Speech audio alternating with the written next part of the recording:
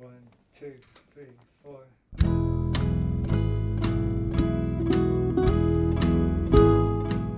Hello, you're listening to the SKYLIT Books podcast series. We are a general interest independent bookstore located in the Los Feliz neighborhood of Los Angeles, California. This year, because of the coronavirus pandemic, we've had to close our store and cancel in-person events. But SKYLIT is your neighborhood bookstore, and we are finding ways to create community even while we're far apart. In the coming weeks, we'll be putting out lots of new audio content to help you discover new books, connect with authors, and check in with your favorite booksellers. To learn more about how you can help keep SKYLIT alive, please visit our website at skylitbooks.com or check out our social media accounts on Twitter and Instagram. You can subscribe to the podcast on Podbean, iTunes, and Spotify. Thank you for listening and enjoy.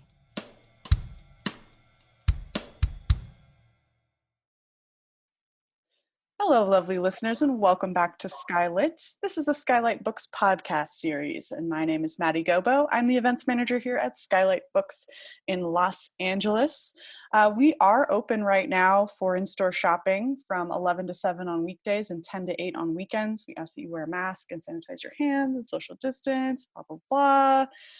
If you would like a contactless shopping experience, we also offer curbside pickup those same hours. You can give us a call at the store at 323-660-1175 or shop online 24/7 at skylitbooks.com. All right, so today we're going to be talking short stories. We have a debut author on to talk about his new collection, The Reincarnations. The author is Nathan Elias, and he's going to be talking with Alex Thurnher. So The Reincarnations is Nathan's debut. It's out from Montag Press, just came out in October. These loosely connected stories are laced with the familiar and the uncanny, the real and surreal, the ordinary and the fabulistic. Spanning the boundaries of literary and speculative fiction, The Reincarnation revolves around multiple forms of Zen-like rebirth. I'm excited to hear more about this. So I'm going to read a bit about our guests today, and then we will hear a short reading from the collection. All right, so Nathan Elias grew up in Toledo, Ohio. He is the author of the Reincarnations stories and the forthcoming novel Coil, Quake, Rift, which is coming out from Montag Press very soon. He holds an MFA in creative writing from Antioch University, Los Angeles.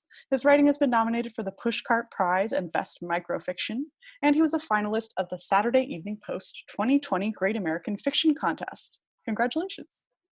His short fiction, poetry, essays, and book reviews have appeared in publications such as Pank, Entropy, Hobart, Pithead Chapel, and Barnstorm. He lives in Nashville, Tennessee with his wife and rescue dog. Alex Thurnher received a Bachelor of Arts in Political Science at Tulane University. He published clips with tbrnews.com and petergreenberg.com as a freelance journalist in Los Angeles until his creative writing MFA was awarded by Antioch University, Los Angeles. His journey as a writer continues at Loyola Marymount University, Los Angeles, where he is an English MA candidate and creative writing teaching assistant. He is also a producer for The Lion Lounge, a student-run literary podcast. Oh, so you're going to be an excellent interviewer. I'm looking forward to that. Nathan and Alex, welcome to the podcast. Thank you for being here. Thank you for having us, Maddie. It's really an honor, and I've been excited about this for weeks now. Yeah, I love that that you're both hometown authors, or at least in school in our hometown here. Yes. Los Angeles was an excellent home to me for roughly 6 years. Not a rough 6 years, but some parts, depending on how things go in Los Angeles. But I left in 2018, which was less turbulent than right now. So, yeah, you got out before everything got really weird. Yes. All right. So, Nathan, you want to start us off with a little reading from the collection? I would love to. All So right. I was going to read a small snippet from the very first story in the book, which is called The Alligator Theory. And this is a story about a documentary filmmaker whose focus is primarily filming anomalies and metamorphosis. And this story is about when his daughter goes missing. and he starts to believe that maybe she didn't get abducted by an alligator and maybe becomes one. So here we go, the alligator theory. Cayman hadn't slept for 5 days, and he had begun to worry that he was losing touch with reality. While Alma knocked herself out with tequila just to get through another answerless night, Cayman plugged his video camera into a television in the garage and sat out there on the musty sofa they bought through OfferUp from an old Hispanic couple in Seminole Heights. He watched over and over again the footage he'd shot of his little girl since she was born. He kept the garage door open. He didn't care if the neighbors saw him in there, drunk and sobbing, in case, by some will of God, his sweetheart came home in the middle of the night. This ritual began on the second night after she disappeared. He'd start with the first SD card. There were 17 in total, dated October 31st, 2014, the day his child had entered this ugly and terrifying world. And he'd watch all the footage leading up to October 31st, 2018, the morning she was last seen. The fact that his little one had disappeared on her birthday only made the mystery more baffling, perhaps even that much more debilitating for Cayman and Alma, if such a thing were even possible. Cayman kept a calendar hanging near the television. It was Monday, November 5th, and their daughter had been gone for 6 whole days. The first 4 days, Cayman and Alma were told to stay in a hotel outside the city while the police investigated their house. After that, the police performed a thorough sweep of Moss Park, including hounds and a dredge, but found nothing. The 6th night, Cayman thought while he drank the remains of Alma's Cuervo, was the bringer of complete numbness. He felt the last of his sobs alleviating. He'd already faced madness, suicidal thoughts, and blinding rage. Now, with the onset of rain and a breeze coming in through the garage door, Cayman hoped he could finally try to instill some logic into the totally illogical tragedy that had befallen him and his wife.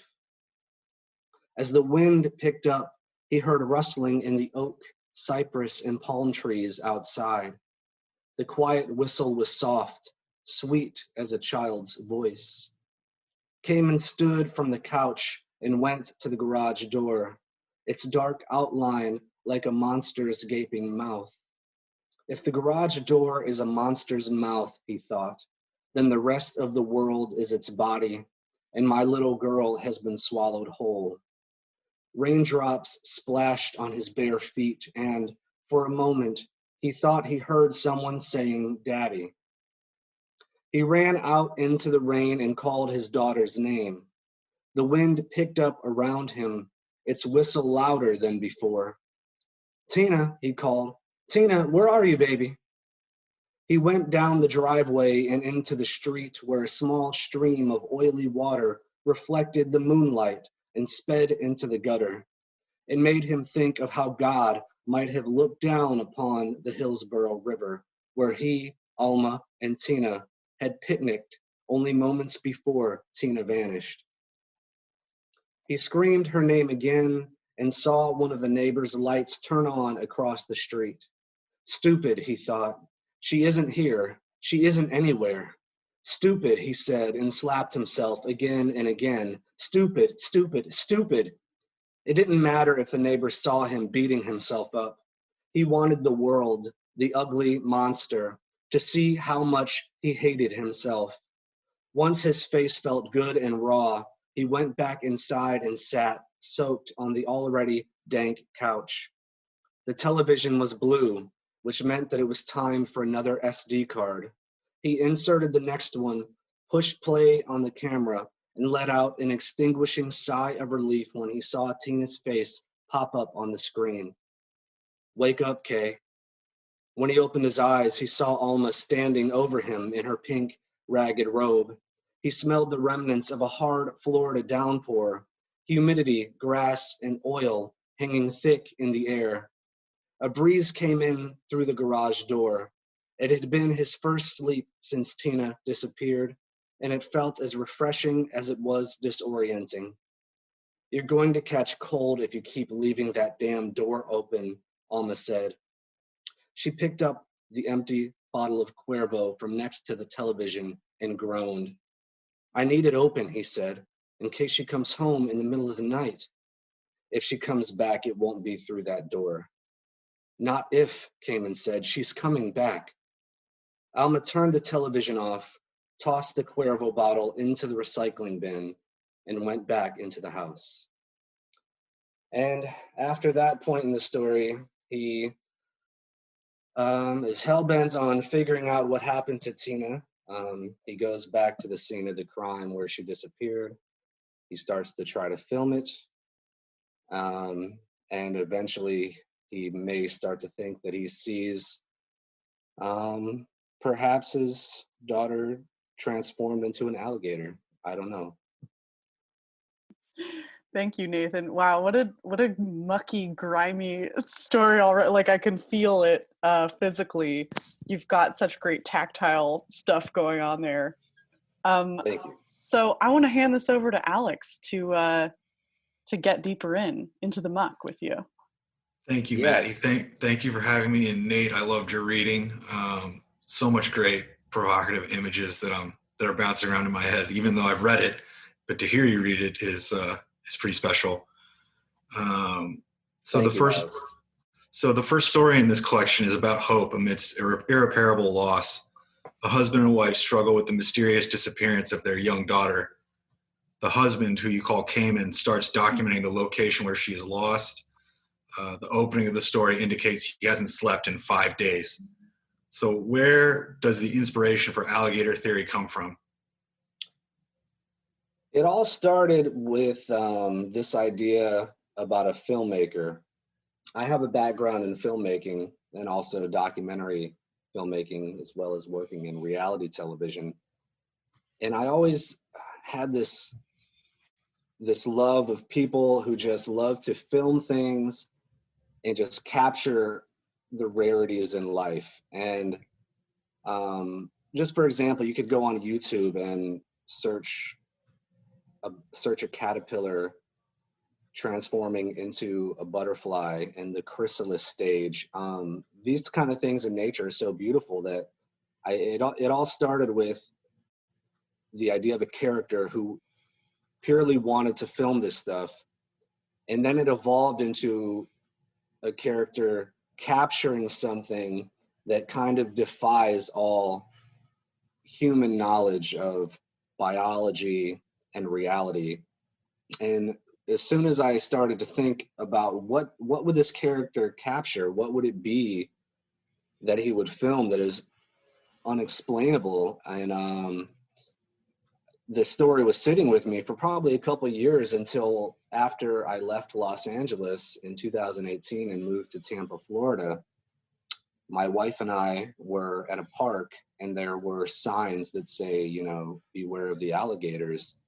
And that was sort of the light bulb in my mind where I realized that the story that had been dormant in my heart for a long time about this character, it finally came alive, and I realized what it was that he had to capture.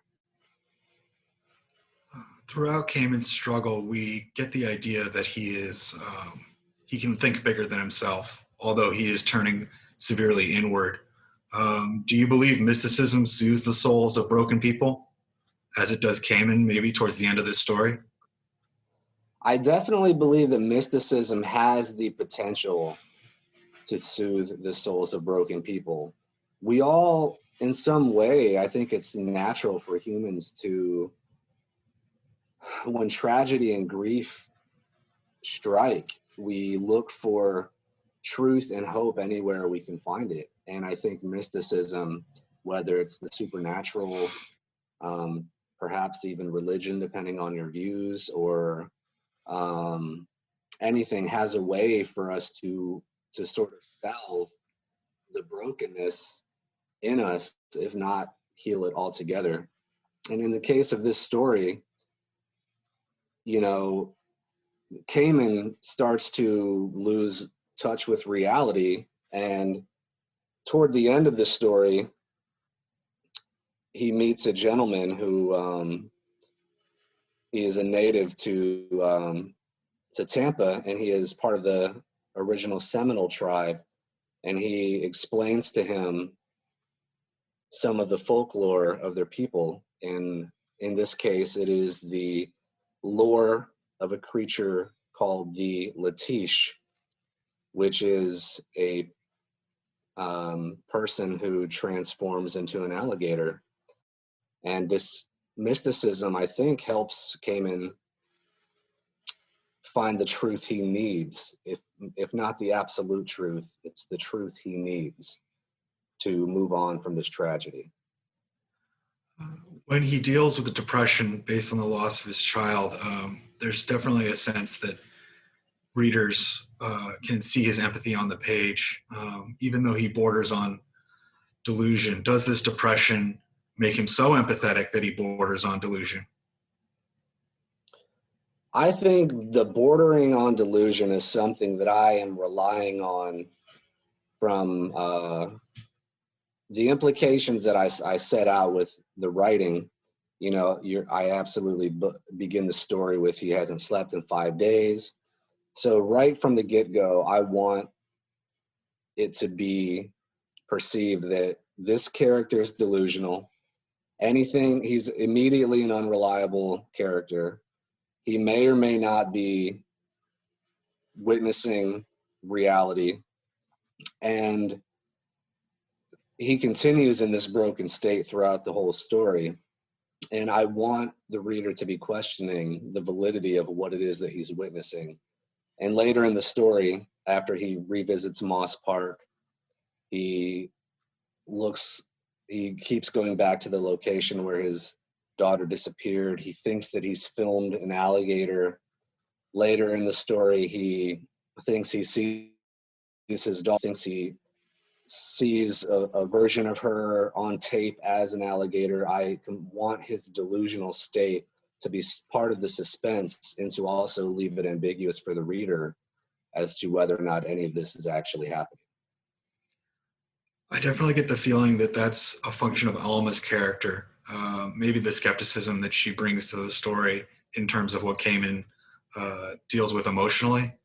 Do you hope, and then it was also interesting to hear about, you talk about the final character of the story, the Native American who brings some clarity to all of the chaos that he endures.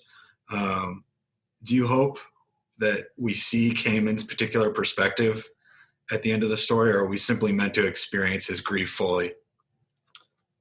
Well, I think, there's the dichotomy. There's Cayman and there's Alma, the husband and wife of this, the parents of this child, mother and father.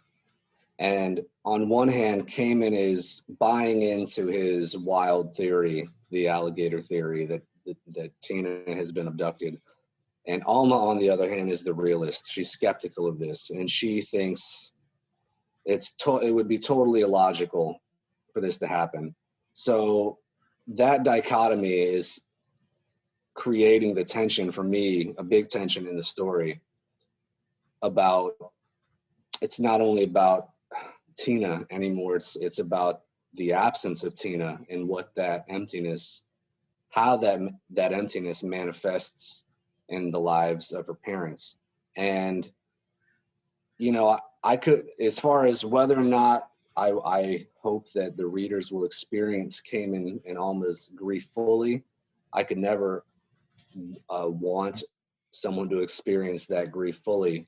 But I would say that I could have easily kept going with this story, and I think to experience it fully would take a novel, but I cut it off at 18 pages. So let's talk about a little bit more of the collection then.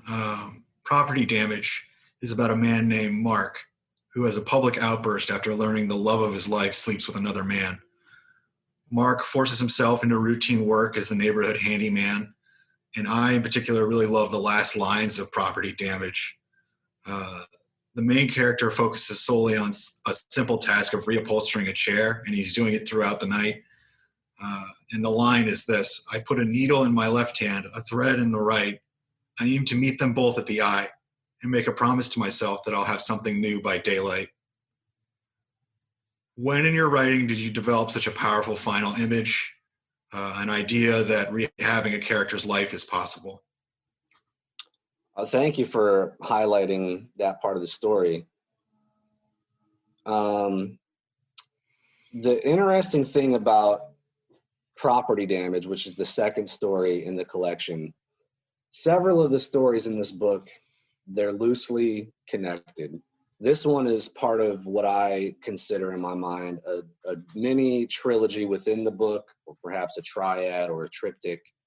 And it precedes two other stories that come later, which are called Right Now at This Very Moment and later Taking Flight. And the stories all revolve around the same characters. But for me as a writer, I said earlier that I have a background in filmmaking and screenwriting. These characters were sitting with me for a long time, and I actually had written a screenplay for and filmed a short film that sort of happens not during or before this short story, but it explores some of the main characters. You mentioned Mark, who's the protagonist, and his brother, his younger brother, Sam, who we later meet in the story Taking Flight. I filmed this short film with them, and it was really some of the actors' improvisations that helped me develop and see the characters in a different light. And the character Sam in the story reupholsters furniture as a way to kind of meditate and find focus. He teaches this to Mark later in the story Property Damage. And it was really that discovery, which is a rare thing when I was filming, a director and actor improvisational moment is really what helped me discover that about the fiction. The interesting thing is that the film never was actually made, and the characters now only exist in the reincarnations, but it's interesting how that emotional work still lives on. It's interesting to hear you draw upon your experience in acting in film. So my next question is, what is the function of the ensemble of characters surrounding Mark? Is his healing process exacerbated or cured by this community? The thing about Property Damage is I was writing this character, Mark, who's a character whose whole life is wrapped up in his romance with his fiance, and how all of the house of cards comes tumbling when his fiance Lorraine cheats on him. And after that, he's constantly trying to rebuild his life, even symbolically, as he is a handyman and helping his neighbors rebuild things in their home. He goes from character to character in his neighborhood. He becomes sort of a local helper. He's known throughout the neighborhood, and as he goes around trying to help people, it's really seems like a cry for his own help, and his retribution comes through the eyes of the people who know him best. Later, he seeks advice unwittingly from his younger sister, Zoe, who is in school to be a therapist. And toward the penultimate scene in the story with his younger brother, Sam, who is moving in with his own girlfriend.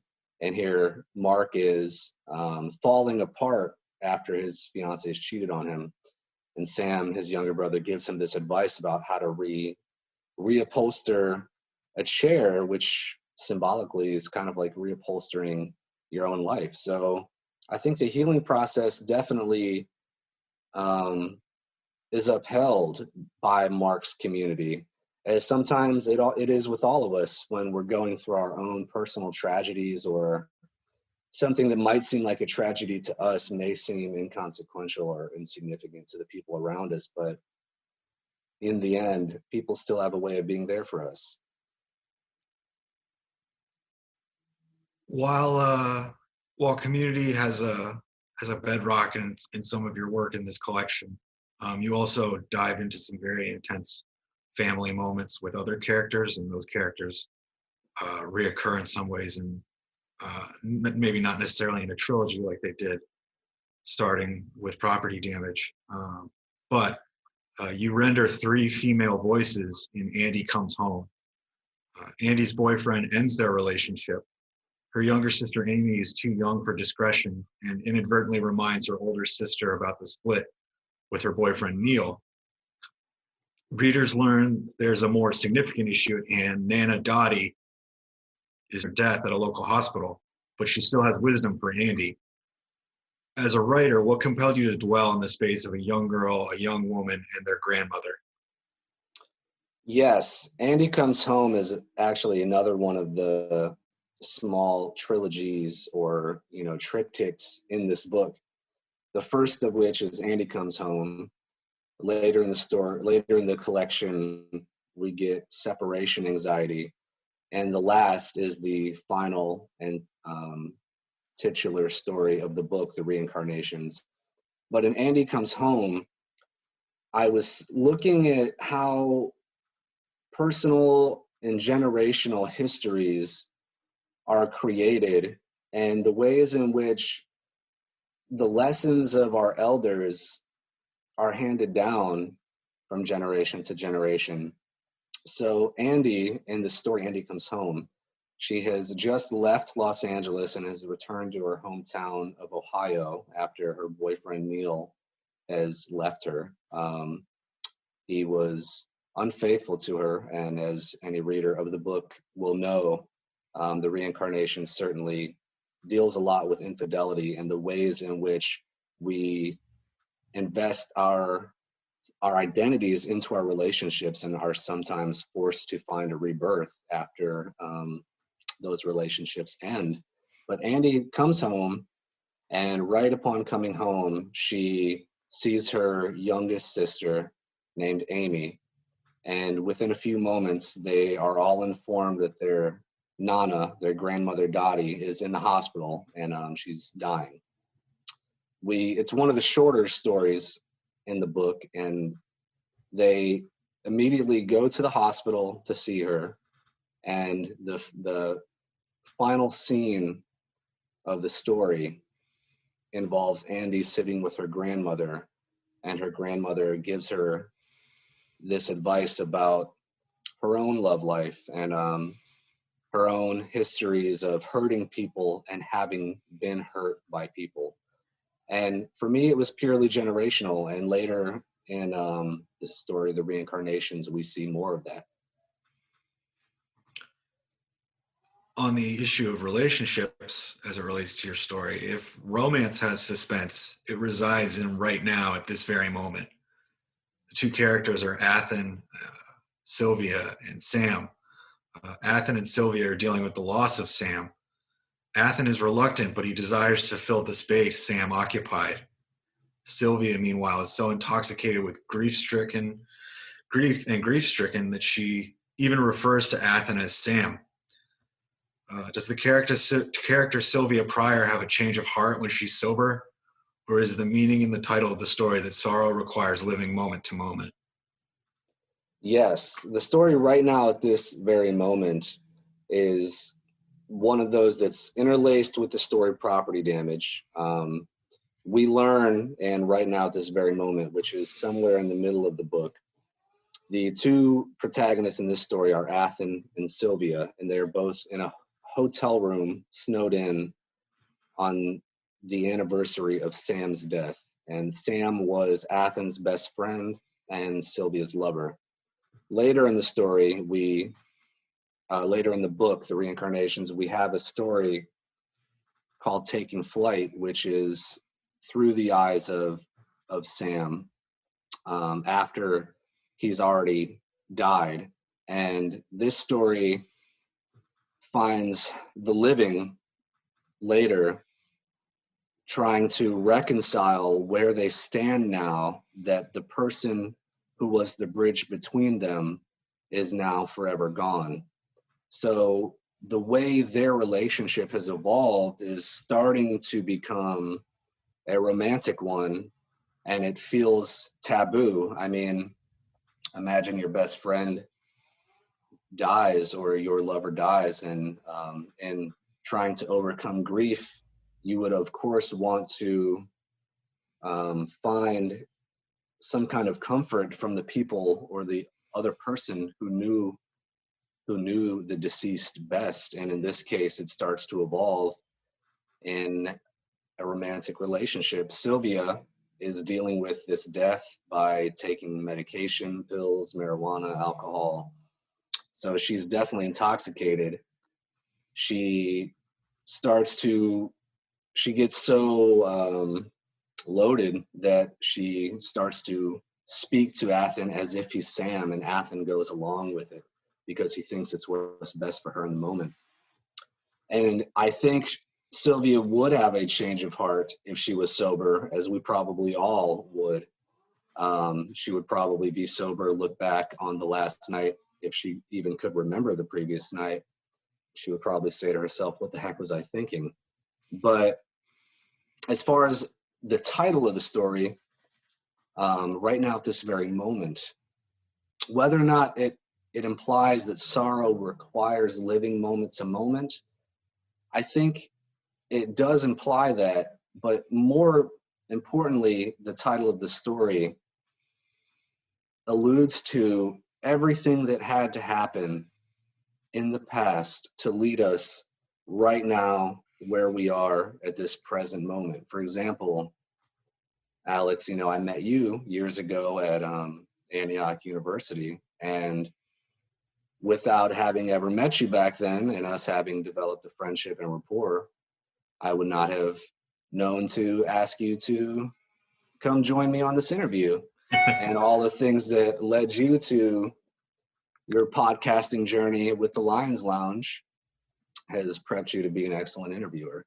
So that's sort of where the title comes there, is all the things that had to happen in life to lead us to this moment. And in the case of Athen and Sylvia, all the things that had to happen for Athen to meet Sam, for Sylvia to meet Sam, for Sam to have died, for there to have been a snowstorm to lock them into a hotel on this night, and how sorrow certainly plays a part in that.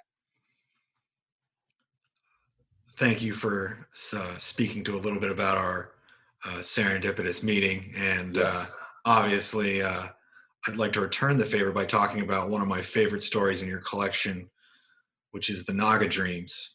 It is an utterly wild experience, a first-person adventure with a famous actress. I think you capture something very realistic with interactions depicting the film industry. This story allows readers to dwell on a fascinating concept. What if our dreams could connect with others and become entertainment? This story takes a speculative dive from the very start. It is very controversial in fiction writing to start a story in a dream state, though it does give you some poetic license that contrasts with the prose Virginia has in her reality. Did you relish breaking with conventions while writing this story? I don't know if I relished in breaking conventions, but I certainly was aware of the convention of thou shalt not start a short story or novel with a dream. However, I think that rule can be broken, as all of them can. But in this case, especially because it is a story about dreams and the nature of dreams. In the Naga Dreams, I had this wild idea about a near future where the cinema and all filmmaking has evolved because our dreams can be recorded and projected, and therefore actors are trained to lucid dream instead of actually perform live in front of a camera. And that idea, I was just overtaken with it. So in the story, I needed to rely on what those dreams look like and how I would format the dreams. So the story does begin with these wild and poetic dreams of the protagonist. Her name is Virginia. She is an actress who is now also starting to question reality because she's spent so much of the last few films she's worked on being induced with gamma radiation, which helps propel their lucid dreaming. Wild, I know. And so throughout the story, we continue to go back to these dream fragments until inevitably they blend into what I hope would culminate into a dream and reality concoction, so that by the end you cannot tell one from the other. I want to return a little bit to the character named Neil. In this story, we experience him from the first person point of view. This story is separation anxiety. Neil feels regret for his actions, his infidelities, yet I find it hard to feel bad for him. The brief imagery you provoke through infidelity makes him neither villain nor hero. Compared to your other stories, there's an element of minimalism here. Does context overshadow imagery? Was that a conscious choice in your process? Does the story rely more on hints for the reader to dissect? Separation anxiety is intertwined with the stories Andy Comes Home and later the Reincarnations. Neil, the protagonist of Separation Anxiety, is the one who is unfaithful to Andy, which causes her to go home. Andy Comes Home. And part of that, is he hero or is he villain, was one of the challenges, because it's in fiction writing, the fiction writing teachers united, if that's a thing, I don't know. They always tell you that, that you want to have a relatable and likable protagonist. Well, when your protagonist is unfaithful to the person he loves, it's hard to make that person likable. However, Neil has been struggling with medication, as well as his own brief psychotic type of episode. The story begins with him in search of feeling, because he has become completely numb from the medication he's been taking, and which is Prozac. And he's been on and off this medication, which may or may not have led to him being unfaithful, because he was acting grandiose and also had his own delusions. So whether or not the context overshadows the imagery, I think that at this point in the collection, we've seen imagery of infidelity, and I wanted a story that has more going on contextually. And in the case of Neil, I wanted the readers to be able to identify with someone who is flawed and also have some insight into what makes him flawed. So it's a difficult balance to walk when you're having someone who is sort of acting the fool, yet we have to have something that allows us to still gravitate toward him so that we can see his humanness. Without jumping to your last story, which is the title of the collection, The Reincarnations, like you said, we encounter these characters more than once in the collection. Readers encounter Neil through the eyes of Amy and Andy in a previous story. But how does Neil's perspective complicate the collection as a whole, in brief? In brief, his perspective is one of someone who is medicated and who is also on and off this medication. The cover of the book, you'll see a small illustration amongst others of a bottle of pills. And pills is definitely divisive in the book. We see it later in a story, Love Drugs. We see it also in Taking Flight. We see it in Separation Anxiety, and how pills sort of can be used for good or bad, depending on the person and also the manufacturer. Many of these stories dive into the speculative. The story title Halcyon is the closest to horror this collection gets. The first-person protagonist's sole function is to clean the compound of a scientific commune. Their leader is Juno, and he recruits people lost amidst mainstream society. The reveal is members of the community become subjects of an experiment, so to speak. There is a rebirth in the story. Is this a journey into a madman's mind through the eyes of a servant, the main protagonist? Are you demonstrating the hubris of mankind with Halcyon? Halcyon, yes. Halcyon is certainly one of the outlier stories in the collection. You said that it's the closest to horror as the collection gets. And, you know, there is, I guess you might say, some light body horror or transmogrification. And I say that wearily because I try to handle that context and trope delicately and also infuse it with beauty, which really a lot of the collection is me trying, hopefully seamlessly, to experiment with different tropes. And in this one, Juno, the main character, her name is Alice, and the story is based slightly on the Greek mythology of Halcyon and the Halcyon bird. So she is imprisoned in a tower in the Greek mythology. And in this story, Alice has been sort of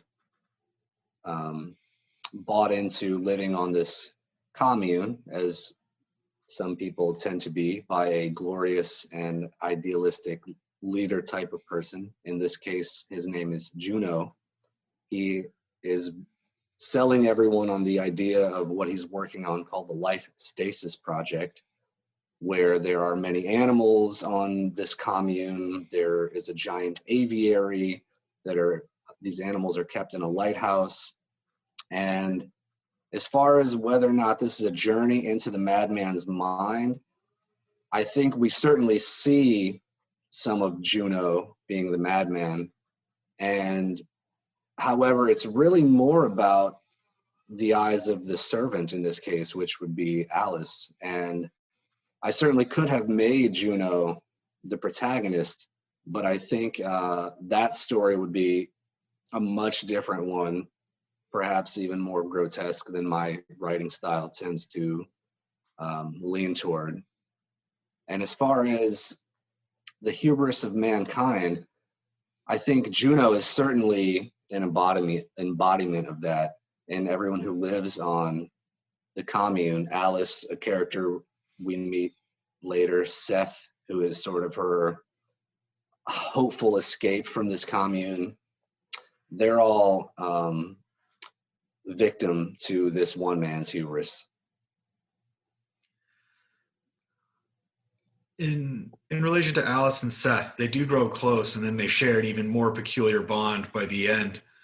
Do you think they have a form of agency at the end of this story, or are they merely captive throughout? Well, Alice and Seth, both workers on this commune who have been given jobs and duties, and as all of the people who live on this commune repeat as a mantra that has been taught to them, duty is our bond. Alice and Seth start to question this. Seth at first, which leads to Alice also questioning this. And they have strict orders to not meet anywhere in secret, which of course they break that rule of Juno's.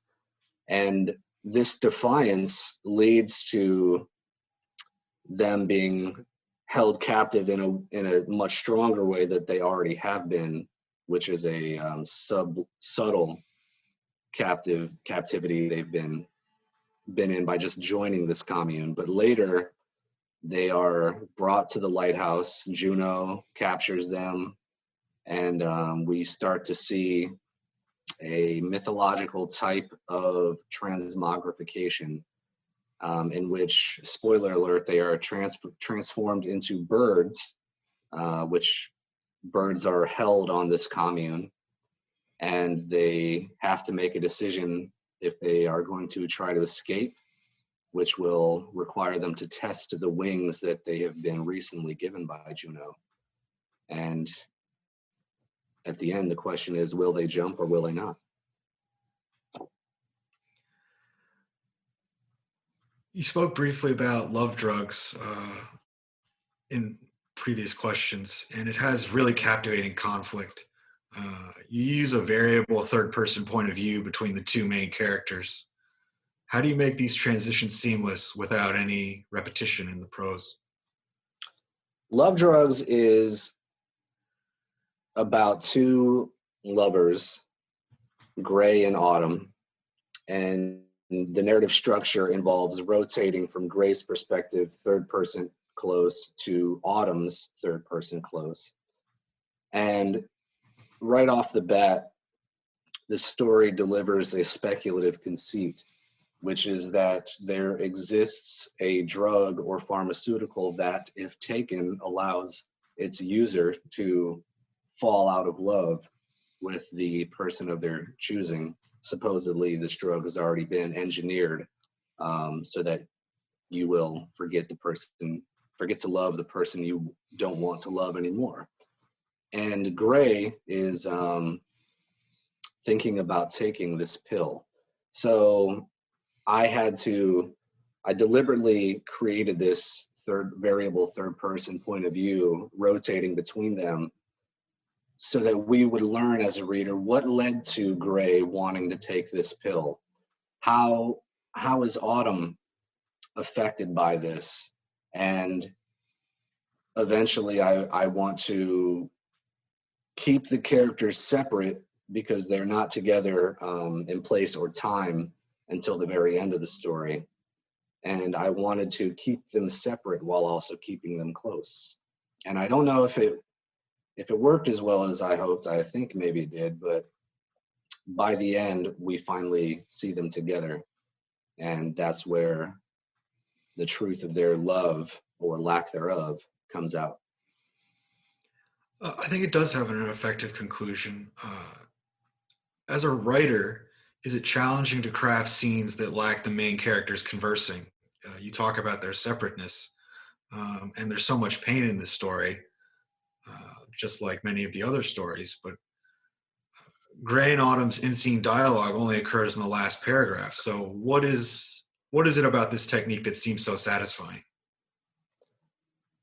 For me, this story, the technique would not necessarily serve another story. I believe when it comes to the craft of writing fiction, really any form of creative writing, poetry, creative nonfiction, screenwriting, form must beget content, and content also must beget form, which is paradoxical, but the two have to be, they must be interwoven, and you can't have one without the other. So the form of this story, two variable third person narrators, that was the only way for me to tell it, because I knew going into the story that the emotional resonance I felt before I had even written it, when I was still envisioning it, was these two lovers sitting on a bed with daylight breaking through the curtain, and us, the reader, wondering, did one of them take the pill? Do they still love each other? Did the pill work? And in order to heighten that closeness, the only way to do it was to keep them separate. The complexity of their love is definitely compelling, and I think you pull it off very well. We return in Taking Flight this is with Sam and Sylvia again. It's about first love from the eyes of a romantic teenage boy. He stops at nothing to win the heart of Sylvia, who attends a high school for the arts. Ultimately, he succeeds at great cost. You write a grandiose scene where psychedelics let their love take flight. Is this story about pursuing passion no matter the cost? Is it a cautionary tale? What is your argument for either character as it relates to Sam and Sylvia? This story is through the eyes of a teenager. It's written from the first person point of view of Sam, who begins the story with, "Before I died, I was just trying to be a normal teenager." And in that sense, I think any teenage romance story is a cautionary tale. And as far as how it relates to Sam and Sylvia, the tragedy is that one has died and continues to love. And with Sylvia, we learn about what happens to her later and how she grieves Sam in the end. We learn, and right now at this very moment, how she's moving on. But sadly, Sam remains dead and is forced to sort of watch this episode of his life from beyond the grave. So let's talk about the final story in the collection before we get close to wrapping. I love that you end the collection with the reincarnations. In this story, we dive into Amy's perspective, who is a young girl. She's sick a few weeks after her grandmother's passing. This is the Nana from the previous story. Ironically, Neil's presence in the other stories gets a new life, or at least his importance does. He is the character that tells Amy about reincarnation. Amy's interiority conceals that she dreams many of the stories in the collection. So there is a lot of mysticism here, a thought-provoking image of a child imagining the sorrow and the complicated lives of so many characters.